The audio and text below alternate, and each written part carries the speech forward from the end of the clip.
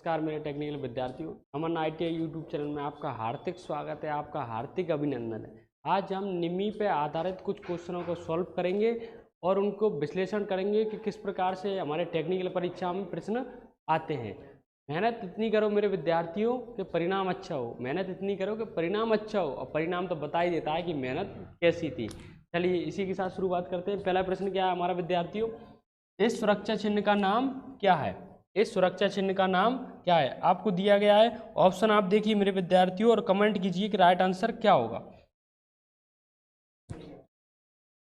इस सुरक्षा चिन्ह का नाम क्या है? आपको दिया है चेतावनी। चेतावनी चिन्ह का आकार तो इस प्रकार होता है मेरे विद्यार्थियों, इस प्रकार, तो ये राइट आंसर तो होगा नहीं। नेक्स्ट क्या है? आवश्यक चिन्ह। तो आवश्यक चिन्ह होते तो हैं, पर इनका काम क्या है? किस चीज को करना? तो ये आकृति क्या रहेगी? गोलाकार। जैसे आपका हेलमेट पहनना, एप्रिन पहनना, PPE किट का यूज करना, ये आपका क्या है? आवश्यक है। नेक्स्ट आपका निषेधात्मक चिन्ह। तो निषेधात्मक चिन्ह तो इस प्रकार होते हैं, क्रॉस। तो ये क्या है? आपको कार्य नहीं करना। लेकिन जो सूचनात्मक चिन्ह है वो आपको क्या दर्शाता है? सिर्फ सूचना देता है। जैसे आपको वाटर कूलर लगा है तो प्यास लगी जब पानी पियो, अगर प्यास नहीं लगी तो आप पानी नहीं पियो भाई। और आपका फर्स्ट एड बॉक्स है, अगर चोट लगी है तो हम उसका यूज करेंगे और नहीं लगी तो नहीं करेंगे, तो वो क्या आपका सूचना दे रहा है ओनली। तो ये क्या कहलाएगा? आपका सूचना, सूचना देने वाला चिन्ह है, तो ये क्या कहलाएगा? आपका सूचनात्मक चिन्ह। किस श्रेणी में आएगा? सूचनात्मक चिन्ह। चलिए नेक्स्ट क्वेश्चन की ओर बढ़ते हैं। नेक्स्ट क्वेश्चन आपका दिया हुआ है मेरे विद्यार्थियों, अग्नि का समन क्या है? अग्नि का समन क्या है? तो आपसे पूछ रहा है इसमें अग्नि का समन। जो अग्नि होती है मुख्य रूप से 3 तत्वों से मिलकर जलती है। सबसे पहला क्या है? आपका ईंधन। आपको ईंधन होना जरूरी है भाई अग्नि जलाने के लिए।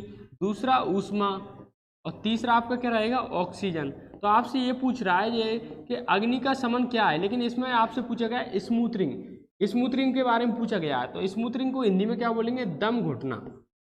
दम घोटना। तो दम घोटना, जब दम कब घुटेगी? जब ऑक्सीजन की कमी होगी। तो कोरोना में व्यक्तियों की ऑक्सीजन की कमी होने से क्या होता है? दम घुटती है। तो ये हमारे क्या है? ऑक्सीजन की कम होने से हमारी दम घुटती है। तो इसमें ऑप्शन दिया हुआ है, अग्नि को ऑक्सीजन की आपूर्ति से अलग करना हमारी कौन सी प्रक्रिया कहलाती है? स्मूथ रिंग प्रक्रिया कहलाती है। अगर आप ईंधन को अलग करोगे तो ये स्टार्विंग है, और आप अगर ऊष्मा को अलग करोगे, मतलब आग के ऊपर पानी डालोगे तो उसको ठंडा करोगे, तो वो क्या है? कूलिंग है। और आप अगर ऑक्सीजन को कम करोगे तो वहां क्या कहलाएगी? स्मूथ रिंग प्रक्रिया। जैसे आपका घर में कभी आग लगी है तो खिड़कियां नहीं खोलना चाहिए, क्योंकि ऑक्सीजन आएगी तो क्या होगा? आग और बढ़ेगी। ठीक है, तो इसका राइट आंसर क्या होगा मेरे विद्यार्थियों? डी। चलिए नेक्स्ट क्वेश्चन की ओर बढ़ते हैं। तीसरा क्वेश्चन दिया हुआ है हमारा, निम्न में से भौतिक हानि कौन सी है? निम्न में से भौतिक हानि कौन सी है? तो फिजिकल हैजार्ड के बारे में पूछ रहा है मेरे विद्यार्थियों। किसके? Physical hazard. तो फिजिकल हैजार्ड धूम्रपान तो आपको हो नहीं सकता, कंपन है हमारा, क्योंकि जब भूकंप आता है तो दीवारें हिलती हैं, और हमारा क्या है, जो भी हमारा घर का सामान वगैरह रहता है सब हिलने लगता है। तो ये क्या है? कंपन के कारण हो रही है। मोटर चलती है आपकी इलेक्ट्रिशियन लैब में, तो उससे क्या है? हमें कंपन के हमारे हानि हो सकती है। तो ये क्या है? हमारा कंपन है। क्षरण हो नहीं सकता, क्योंकि क्षरण क्या है? आपकी रासायनिक हानि है। कौन सी हानि है? रासायनिक हानि। हानि आपकी 2 प्रकार की होती है, एक भौतिक हानि और एक आपकी रासायनिक हानि। भौतिक हानि वो होती है जो दोबारा दोहराई जा सके। जैसे आपका पानी से बर्फ बनाते हो आप, और बर्फ से पानी बनाते हो, तो दोबारा दोहराई जा सकती है। लेकिन रासायनिक हानि वो होती है जो एक ही बार दोहराई जा सकती है। जैसे आप दूध से दही बना लो, फिर दही से दूध तो बन ही नहीं सकता। तो ये हमारा क्या है? कंपन। इसका राइट आंसर रहेगा। रेडियो सक्रियता आपका इसमें है नहीं है। चलिए नेक्स्ट क्वेश्चन की ओर बढ़ते हैं। नेक्स्ट क्वेश्चन दिया हुआ है मेरे विद्यार्थियों, निम्न में से अग्निरोधक का उपयोग करने का सही क्रम क्या है? निम्न में से अग्निरोधक जो फायर एक्सटिंग्विशन यंत्र रहते हैं उनका प्रयोग करने यानी उपयोग करने का सही क्रम क्या है? अगर आपने पढ़ा हो पास विधि, कौन सी विधि? पास विधि। पास विधि में आपको बताया गया है कि आप किस प्रकार इसको यूज करना है। तो आपका पहला आंसर दिया हुआ है, इसमें पुल करना, हेम करना, स्क्यूज और स्यूब। मतलब पहले आप उसकी पिन को खींचोगे, फिर निशाना लगाओगे, और फिर दबाओगे, और लास्ट में मेरे विद्यार्थी उसको घुमाओगे। तो राइट आंसर क्या होगा? ए। चलिए नेक्स्ट क्वेश्चन की ओर बढ़ते हैं। जो विद्यार्थी इस चैनल पर नए हैं कृपया इसको सब्सक्राइब करें 5 एस संकल्पना में निम्न में से 5 एस संकल्पना में निम्न में से स्टैंडर्डाइजेशन को अंकित करता है। स्टैंडर्डाइजेशन मतलब मानकीकरण। तो आपसे ये 5 एस जो कॉन्सेप्ट है ये हमारी जापानी टेक्नोलॉजी ने दिया था हमें। इसने जापानी टेक्नोलॉजी ने 5 एस कॉन्सेप्ट दिया। इसमें प्रथम चरण जो स्टेप फर्स्ट का मतलब होता है शॉर्ट। शॉर्ट मतलब किसी चीज को आप छांटोगे पहले।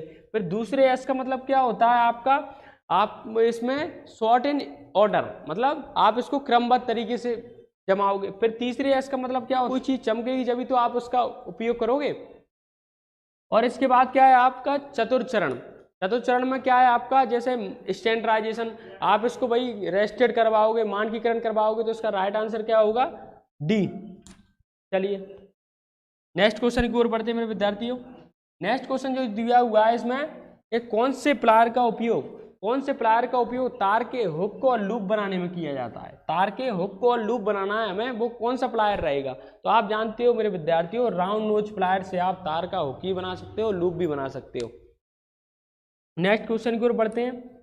नेक्स्ट क्वेश्चन दिया हुआ है, पिंसर का क्या उपयोग है। जो इलेक्ट्रिशियन में आपका पिंसर रहता है उसका क्या उपयोग है। तो पिंसर का उपयोग आप जानते हो, लकड़ी से कील निकालने के लिए पिंसर का उपयोग करते हैं। तो इसका राइट आंसर क्या होगा, सी। लकड़ी से कील निकालने के लिए पिंसर का प्रयोग किया जाता है।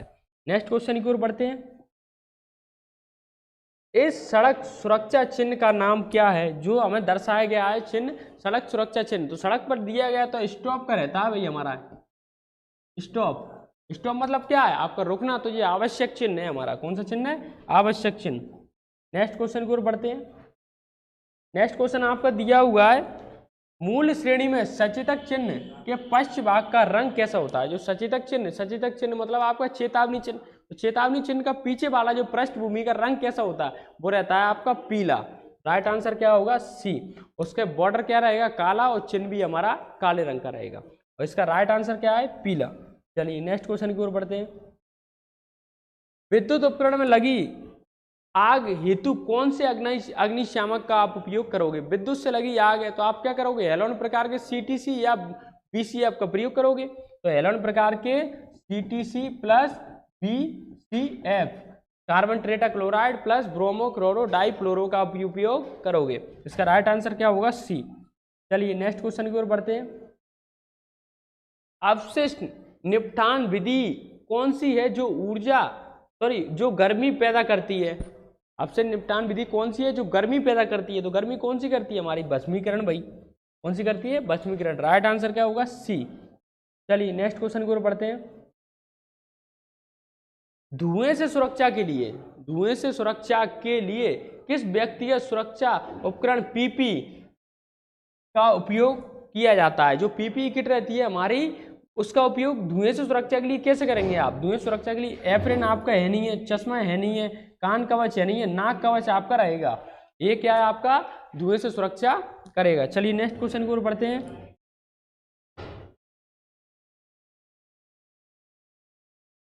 नेक्स्ट क्वेश्चन दिया हुआ है आपका, BIS का पूरा नाम क्या है। BIS का पूरा नाम क्या है। तो BIS का पूरा नाम क्या, ब्यूरो ऑफ इंडियन स्टैंडर्ड हमारा BIS का पूरा नाम है। नेक्स्ट क्वेश्चन दिया हुआ है आपका, भारी भार को उठाने और स्थानांतरित करने के लिए किस पद्धति का उपयोग करोगे आप। तो भारी भार को उठाने के लिए आप क्या करोगे, क्रेन वगैरह बुलवाओगे। तो क्रेन या सीलिंग विधि का प्रयोग हम करेंगे। भारी भार को उठाने के लिए क्रेन और सीलिंग विधि का उपयोग करेंगे। अगर उबड़ खाबड़ जगह है तो वहाँ बेलन पट्टा विधि का प्रयोग करेंगे। अगर समतल जगह है तो वहाँ चरकी विधि का प्रयोग करेंगे। चलिए नेक्स्ट क्वेश्चन की ओर बढ़ते हैं। और नेक्स्ट क्वेश्चन क्या दिया हुआ है, आग बुझाने में स्टार्विंग क्या है। तो स्टार्विंग हमने आपको बताया था, स्टार्विंग क्या है, अग्नि से ईंधन को अलग करना हमारी स्टार्विंग प्रक्रिया कहलाती है। ये लिखा हुआ है आपका, अग्नि से ईंधन को अलग करना। लेकिन इसका इंग्लिश कहाँ दिया हुआ है, नीचे, थोड़ा मिस्टेक हो गया, इसमें आपका इंग्लिश नीचे दिया हुआ है। राइट आंसर क्या होगा, सी। चलिए नेक्स्ट क्वेश्चन की ओर बढ़ते हैं। PPE का क्या नाम है। जो इसमें PPE दर्शाई गई है उसका क्या नाम है। तो PPE का क्या नाम भाई, जो इसमें दर्शाई गई है, नाक कवच हमारा है नहीं, सिर कवच भी नहीं है, चेहरा कवच भी नहीं है, हाथ स्क्रीन है। जैसे वेल्डिंग करते हो आप, तो वेल्डिंग करते समय आप इसको सामने रखोगे। तो इसका राइट आंसर क्या होगा, डी। चलिए नेक्स्ट क्वेश्चन की ओर बढ़ते हैं मेरे विद्यार्थियों। नेक्स्ट क्वेश्चन आपका दिया हुआ है, इसमें अवशिष्ट निपटान विधि कौन सी है जो बहुत सारी ऊर्जा बचाती है। ऊर्जा बचाती है तो आपका क्या होगा इसमें, पुनः चक्रण यानी रिसाइकलिंग आपका इसमें ऑप्शन राइट आंसर रहेगा। चलिए नेक्स्ट क्वेश्चन की ओर बढ़ते हैं। नेक्स्ट क्वेश्चन आपका दिया हुआ है इसमें, किस प्रकार के कृत्रिम श्वसन विधि का प्रयोग उस पीड़ित के लिए करते हैं जिसकी छाती और पेट में दर्द हो, यानी छाती और पेट में चोट हो या दर्द हो भाई, तो आप क्या करोगे इसमें उसको सीधा लेटाओगे। अब सीधा लेटाने वाली विधि क्या कहलाती है, सिल्वेस्टर विधि। अब सिल्वेस्टर विधि तो इसमें दिया नहीं है, तो इसका क्या राइट आंसर होगा डी, नेल्सन की भुजा ऊपर और पीछे से दबाव डालना। चलिए नेक्स्ट क्वेश्चन की ओर बढ़ते हैं। नेक्स्ट क्वेश्चन क्या दिया हुआ है, किस प्रकार के व्यावसायिक स्वास्थ्य खतरे के कारण संक्रमण हो सकता है। तो संक्रमण तो भाई कोरोना ने फैलाया है, तो कोरोना क्या हमारा जैसे कोविड-19 आया है तो ये हमारा क्या होगा जैविक नुकसान, क्या है जैविक हानि, हमारी जैविक नुकसान है। नेक्स्ट क्वेश्चन की ओर बढ़ते हैं। इस औजार का क्या उपयोग है, जो औजार दिखाया गया है इसमें उसका क्या उपयोग है। तो औजार को आप देख लीजिए और उपयोग बताइए मेरे विद्यार्थियों, क्या उपयोग है इस औजार का। इस औजार का क्या उपयोग है, हमारा लकड़ी से कील निकालने के लिए प्रयोग किया जाता है, क्योंकि ये पिंसर जैसा दिख रहा है, हमें पिंसर जैसा दिख रहा है इसलिए लकड़ी से कील निकालेंगे हम इससे भाई। नेक्स्ट क्वेश्चन ये दिया हुआ है हमारा, पीड़ित के रक्त बहाव को रोकने के लिए प्राथमिक चिकित्सा उपलब्ध कराई जाती है। पीड़ित के रक्त बहाव को रोकने के लिए प्राथमिक चिकित्सा उपलब्ध कराई जाती है, तो आप क्या करोगे, क्या क्या उपलब्ध कराओगे, उसी चोट पर दबाव डालोगे, आप तो और जानते ही नहीं हो, क्योंकि पीड़ित के रक्त बहाव को रोकने के लिए क्या प्राथमिक चिकित्सा उपलब्ध कराई जाती है। तो पीड़ित के रक्त बहाव को आप रोकने के लिए क्या होगा, उसके घाव पर दबाव डालोगे, तो राइट आंसर क्या होगा डी, चोट लगे हुए भाग पर दबाव डालना। चलिए नेक्स्ट क्वेश्चन की ओर बढ़ते हैं। नेक्स्ट क्वेश्चन आपका दिया हुआ है, पीड़ित को बचाने हेतु क्या तात्कालिक कदम उठाने चाहिए यदि वह अभी भी विद्युत शक्ति स्रोत से संपर्कित है। अगर कोई व्यक्ति अभी विद्युत से झुलस रहा है तो आप क्या कदम उठाओगे, तो आप क्या करोगे, सबसे पहले अगर आपके पास में एमसी वगैरह तो उसको बंद करोगे। तो इसमें ऑप्शन दिया हुआ है संयोजकों को अलग करके शक्ति आपूर्ति को बंद करना, तो राइट आंसर क्या होगा डी। चलिए नेक्स्ट क्वेश्चन की ओर बढ़ते हैं। नेक्स्ट क्वेश्चन आपका दिया हुआ है, इस सचेतक चिन्ह का नाम क्या है। इस सचेतक चिन्ह का नाम क्या है, तो इस सचेतक चिन्ह में क्या दर्शा रहा है, कोई व्यक्ति पैदल चल रहा है तो क्या है पैदल क्रॉसिंग है भाई। नेक्स्ट क्वेश्चन की ओर बढ़ते हैं। नेक्स्ट क्वेश्चन आपका दिया हुआ है इसमें, यदि पीड़ित को सिर में चोट लगी है और वह मर रहा हो तो उसके लिए स्वर्णित घंटा क्या होगा, गोल्डन आवर्स उसके लिए क्या रहेंगे। तो गोल्डन आवर्स आप देखिए उसके लिए क्या रहेंगे, तो उसके लिए गोल्डन आवर्स रहेंगे 30 मिनट, पहले के 30 मिनट उसके लिए गोल्डन आवर्स रहेंगे। चलिए नेक्स्ट क्वेश्चन की ओर बढ़ते हैं। नेक्स्ट क्वेश्चन आपका दिया हुआ है इसमें,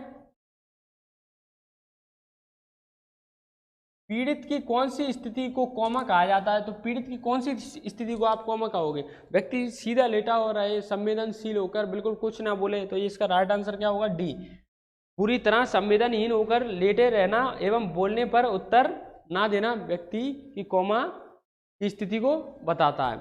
आज हमने 28 क्वेश्चन किए, 28 में से मेरे विद्यार्थी आपके कितने राइट आंसर निकले वो आप कमेंट करिए, और जो बच्चे इस पर नए हैं किस पर इसको सब्सक्राइब करें और अधिक से अधिक शेयर करें। सभी विद्यार्थियों को धन्यवाद।